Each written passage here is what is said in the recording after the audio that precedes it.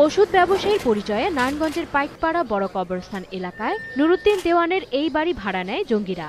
এমন তথ্যের ভিত্তিতে ভোর রাতে বাড়ির চারপাশে অবস্থান নেয় ঢাকা থেকে যাওয়া কাউন্টার টেরোরিজম ও সোয়াদের টিম এবং গোয়েন্দা সহ স্থানীয় পুলিশ। জঙ্গিদের আত্মসমর্পণের নির্দেশ দিলে তারা উল্টো আইন শৃঙ্খলা রক্ষা বাহিনীর উপর গ্রেনেড নিক্ষেপ করে। পাল্টা গুলি চালান আইন শৃঙ্খলা বাহিনীর সদস্যরা।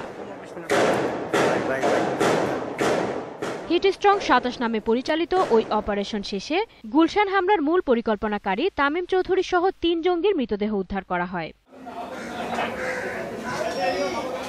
পরে ঘটনাস্থলে যান পুলিশের মহাপরিদর্শক শহীদুল হক। তিনি বলেন, তামিম চৌধুরীকে গ্রেফতার করতে পারলে ৯০ জেএমবি সম্পর্কে আরো ধারণা পাওয়া যেত।